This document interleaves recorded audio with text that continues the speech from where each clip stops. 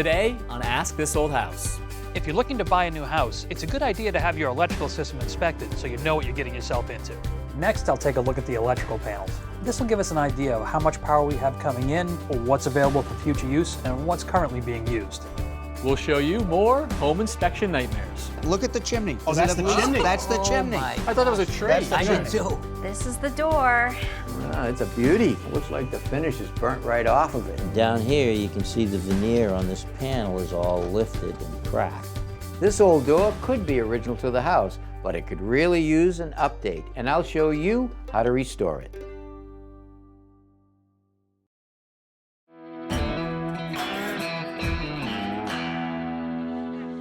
If you're looking to buy a new house, it's a good idea to have your electrical system inspected so you know what you're getting yourself into. In general, it's fairly unlikely you'll find anything that should scare you off or make purchasing the home a deal breaker. The point of the inspection is to give you a general awareness of what kind of condition the system is in, and if you want to add anything in the future, what you may or may not have to do. So the first place I would start is outside at the electrical system where everything comes in. The reason I like to start on the outside of the house is because this is where the power first comes in. So if we tend to see an issue out here, we know that issue might impact what we see on the inside as well. And we take a look here to see what kind of condition the meter's in, the meter socket's in, what type of wiring is coming into the building. If is it in conduit, is it bare conductor, what kind of shape is it in? Is anything corroded? Then we'll look at the point of attachment up top. Is it secure? Are the connectors corroded? Is there a potential failure up there? And kind of inspect this overall system to make sure everything's in good condition. So the overall condition of this outside electrical service is pretty good. The conduit's in good shape, the meter socket's in good shape, there's no obvious corrosion, no holes in the bottom of the meter socket itself. But there is one problem area we did find, and that's up top. The point of attachment that's there to hold the service coming over from the pole to the house isn't attached. The only thing holding that wire up is the wire itself and the metal that's been wrapped around this soffit. We need to make sure we reattach that anchor and open up where the weather head is above the service as well. Next, I'll take a look at the electrical panels. This will give us an idea of how much power we have coming in, what's available for future use, and what's currently being used. So here we actually have two panels, and that's because this is a condo. We have 2 units, 1 panel per unit. In this case, we're going to focus on panel number 2 for the unit we're working on. We're going to look at the general condition and see what kind of shape it is, see if there's any obvious signs of moisture getting in here or some kind of problem. So at a quick glance, there's no rust, the bottom's nice and solid, there are no open knockouts that I'd worry about something falling in, everything's pretty well sealed up. It looks like a lot of the proper connectors on the wires coming in, and everything feels pretty solid. So now that we start to take a look at the inside, we'll start up top at our main breaker for this. We know we have 100 amps for this unit. And then we'll take a look at the breakers inside and see what we have. We want to see if anything feels loose, feels a little funny, see if any of them are warm to the touch. That's never a good sign either. That means something may be loose or it might be drawing a little too much power and the breaker isn't doing its job anymore. The other thing we want to look for is we want to make sure that the breakers are the proper breaker to be in the panel. You can't just interchange whichever breaker you want with whichever panel it happens to fit in. So here at the label, it'll tell you the manufacturer of the panel and what breakers are acceptable to install in this panel. If you have an older home, you may find that you actually have a fuse panel in place, and that's an indicator of an older system. That may be something you want to look at having upgraded at some point. One of the last things we want to check now is we want to make sure that we have our grounding electrode conductor in place, and that's the ground wire that comes from our service to either ground rods, your water service, or some kind of other electrode. We want to make sure that's intact and the right size. And while we're in the basement, this gives us a chance to take a look at what types of wiring we have in the building. Typically, we're going to see an M cable, that's perfectly fine. You might find an older cloth-covered cable, and that could be fine too, as long as it's in good condition, the insulation hasn't broken down, and you don't see any signs of damage. And then we go back to knob and tube. If you find knob and tube, you really want to look at having that replaced, since a lot of places can't be insured if they have active knob and tube in there. That's something you want to have removed and rewired appropriately. And finally, I'll head upstairs and I'll take a look at the fixtures and the receptacles. For the fixtures, we want to take a quick look and see if there's any physical damage, any parts hanging, obvious corrosion. And the biggest thing to take a look at is, are the lamps the correct size? We want to make sure that they're not oversized so we don't have an overheating issue. Next, we'll take a look at the receptacles. And for the receptacles, one of the big areas we want to focus on are the areas where there might be moisture, such as kitchens, bathrooms, basements, exterior of the home. I want to make sure that we have GFCI protection, whether it's done by a receptacle or a breaker itself. So a GFCI is ground fault circuit interrupter, and what this does is it senses a certain amount of current coming into the device being used and a certain amount coming back out. If it sees a slight imbalance, something as small as 5 milliamps, it'll turn the power off to help prevent you from getting shocked. It's always a good idea to use a tester to test the wiring configuration to make sure that it's wired correctly and to see if you really do have a ground wire in that 3-prong receptacle. And every once in a while you find something unusual, and in this case we did.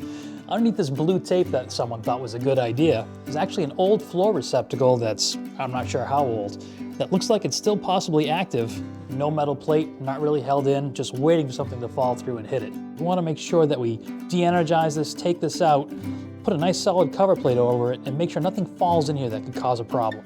And if I can give you any advice when you're looking at the electrical system in a new home you may be purchasing or in a home you may already own, it's don't panic. Just because things aren't up to today's current codes doesn't mean that it wasn't built to the codes at the time that the house was done. It's a good idea to update things as you start to renovate. If you make changes, things down the road, then yes, we want to bring it up to code and bring it up to date. But just because it's not up to today's code doesn't mean that it isn't safe.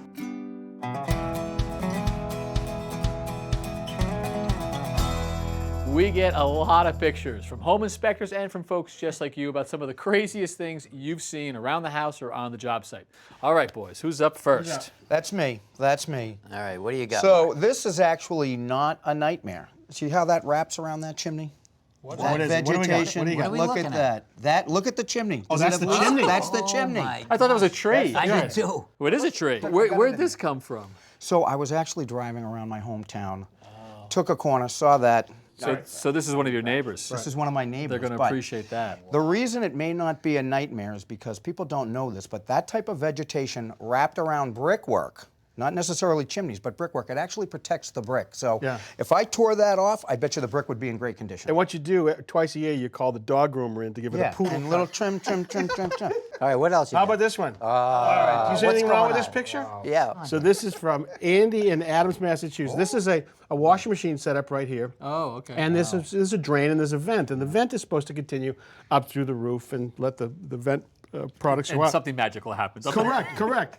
So this, they put a can of soda in it to act as the cap and sort of... To block the vent. Correct, and that's not exactly right. It keeps the sewer gas coming out, but if you actually run the wrong thing down that drain, that could turn into a can of pop.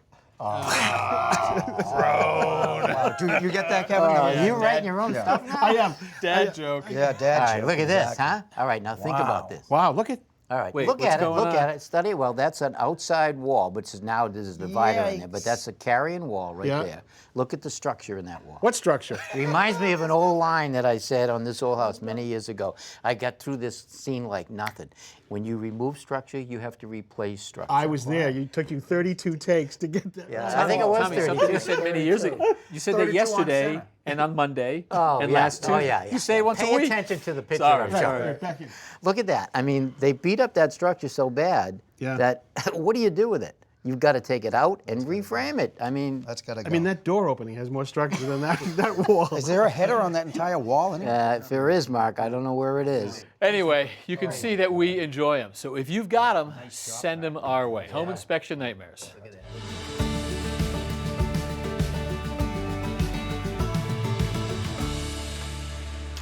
Hey, Tom, how you doing? Hey, good morning. How are you guys doing? Hey, Tom. Good to see you. Ben and Alyssa, is this the door you wrote me about?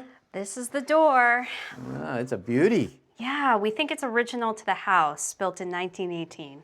Yeah, it could be original to the house. Looks like the finish is burnt right off of it. Yeah, it definitely needs a lot of love, and we love this door, and we want to restore it back to its original beauty. You want to restore it, you don't want a new door. All right, well, it's a lot of work to restore a door. I mean, this molding detail right here, as beautiful as it is, you can buy something similar to this off the shelf. We could take it off and just replace it. I mean, we really love this door. We'd like to keep, everything as is, but, clean it up, make it look brand new, I guess. Yeah, it's a beauty. It's got a nice dental detail down here with a cornice molding and then a slope right here to make up this little pediment. That's a nice little detail. And down here, you can see the veneer on this panel is all lifted and cracked. That'd have to be fixed. And over here, you can see that somebody patched a hole for a deadbolt and put a new one in, but they didn't line it up right. So a lot of work. But yeah, if you're up for it, I'm up for it. We're ready to go. All right, well, let's get it off the hinges and we can get started. Okay, sounds good. Let me help you out. All right.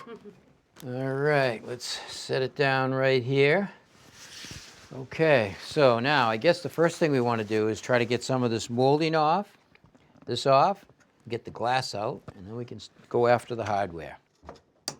I'll try this little bar, we'll try a bunch of different things, whatever works.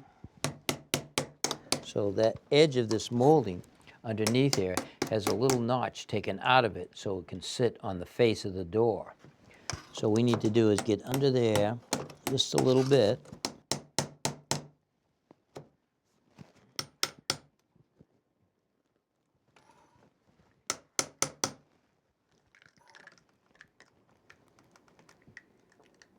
Nice and easy, stretch it out.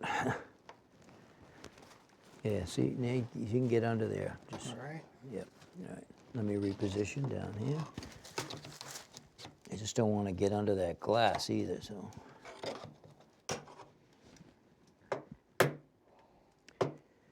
Come on.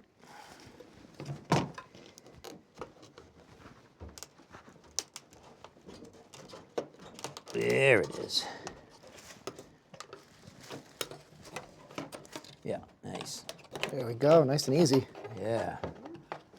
Slow and steady, right? That's right. Here we go. Wow. Look at that. Nice. So see, there's the little rabbited edge that I was talking about right there. So this part right here sits right on the face of the door and it wraps around, making that joint more weather tight. All right, let's work our way around. That's a good sound, right? Yeah. I just gotta watch that joint. Nice and easy, yeah.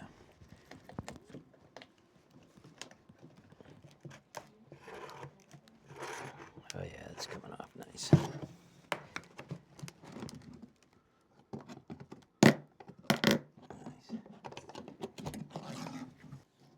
So now the next thing we're going to try to do is cut this silicone away from the glass. Nice. I'm not a big fan with using silicone to set this window in because the silicone is fantastic for the glass that's non-porous, but when you're dealing with a porous material like the wood, that silicone, when it breaks its connection, will leak. And with silicone and wood, if you try to re-caulk that joint, it won't seal to itself. So that means you've got to remove all of the old caulking before you can re-caulk it. I would recommend an acrylic or a polyurethane base caulking or even a butyl caulking in a case like this. Mm-hmm. Coming up.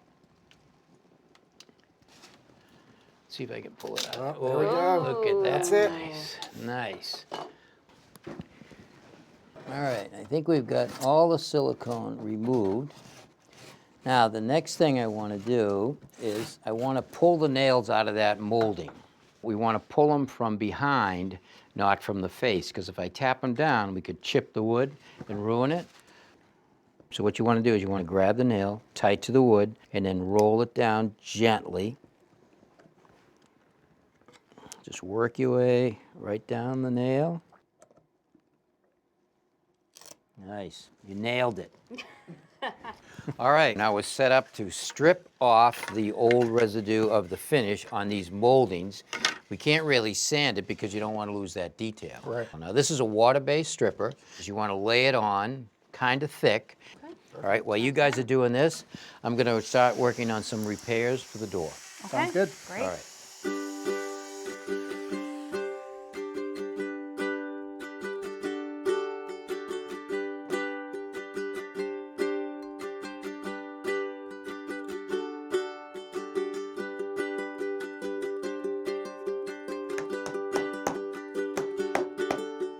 All right, so now the manufacturer says we have to wrap it in plastic so that nothing evaporates off of it. Leave it in there for about half an hour, 45 minutes.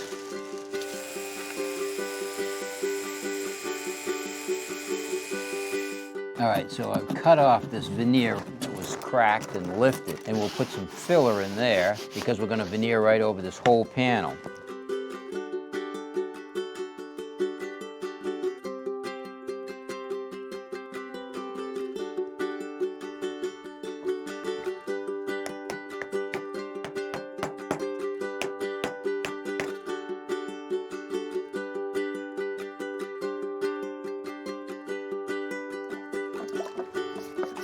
All right, so let's see how it looks. I just put it in a bucket of water, scrubbed it in the water, and boy, that's cleaning up nicely.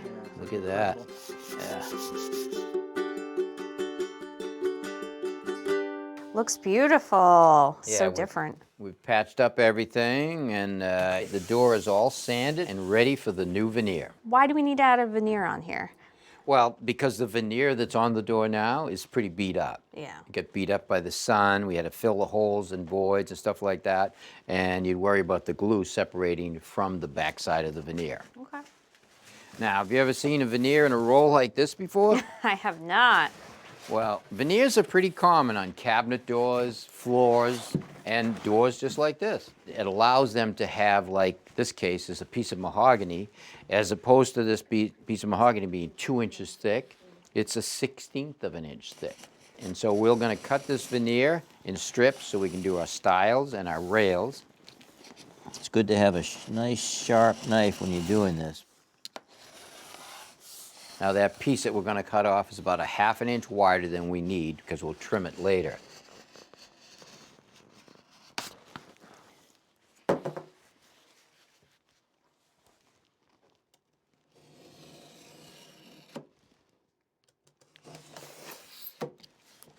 All right, now we want to glue this down onto one of the rails. And you notice that I cut it a little bit longer because I wanted to overhang that joint slightly. So I want a little bit down here, a little bit down there, and the width is going to be good. We're going to keep this edge even with the inside of the panel.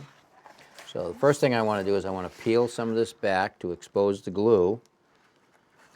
But I don't want to take it all off. I just want to peel it up a little bit, like that. Fold it down. Okay, so now we're going to line it up again. Don't push it down onto the glue until I say, good, I'm overhanging my joint and you are overhanging yours. Keep it flush right there, yep. All right, how's it look, all right? Looks good. So now we just push this down like that. So now we know that it's straight. It's going to line up because it's not going to move. Now I'm going to pick up. I'm going to pull out the paper off the back to expose the adhesive. And slowly push it right down. Go back a little more.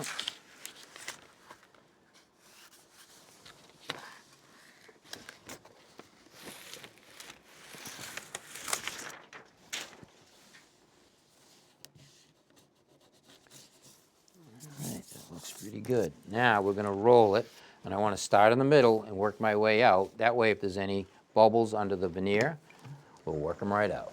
Sounds good. And now we'll repeat this process for the rest of the veneer. Peel it off and slide it down.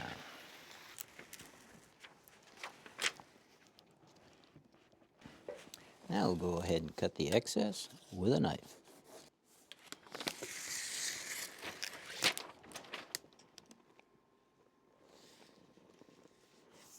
So now what we're going to do is we've got a new lock set for the front door. So that means we have to bore some new holes to match up with the new lock set.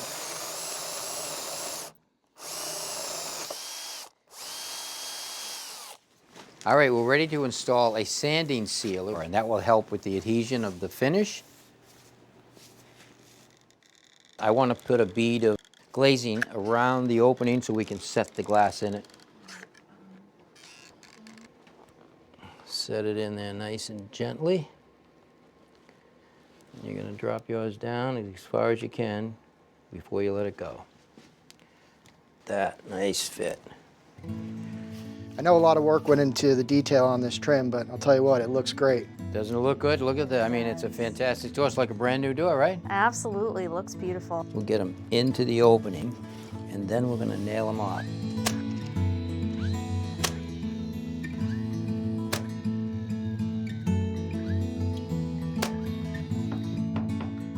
Good. Let's see if it still fits. It still fits. Still fits and it looks good. All right, we've got our primer coat on. Now we're ready for one of our final finish coats. Okay. We're going to roll on our first coat of urethane. This is a semi-gloss. So we hung it in the opening so we can do both sides of the door at the same time, but also later on this evening, you'll be able to close the door. You want to have a door overnight, right? I like that. All right, so I'm gonna put the hardware on. This is the hardware that you picked. It's really nice. Oh, I love the look of it. So I'm gonna get this installed.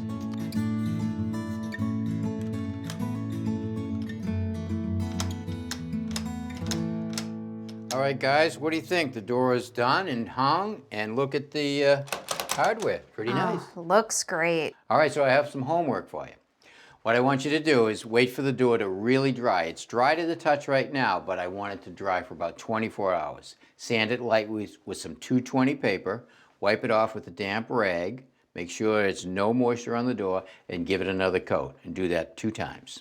Can do that. All right, well, I'm going to leave it to you. Perfect. Thanks a lot. Thanks Thank again. you so Looks much, great. Tom. My pleasure. Glad I could help. Tommy, that is just awesome. I love that transformation. It's so cool. I love taking an old door like that and giving it new life. So when it comes to old doors, when people hear a door that's 100 years old or so, I think they're probably thinking it's a solid piece of wood. And it might be surprising to find out that it's not always that way. Right, and some doors could be, but most of the time when you say a solid wood door, people don't realize that the core of the door could be something like this top right here. It could be individual pieces of wood that are glued together. Right. But the benefit to those individual pieces for the core of the door actually gives the door more stability than one solid piece. Right, we actually think that maybe the rail is one piece, that the style is one piece, but that's not necessarily as stable as this. This is more stable, which is why they build it, and then they cover it with the veneer. They cover it with the species that you want, and that gives you the beautiful door that's stable. So one question, I know that we always test before we sand when we've got paint that we know is old.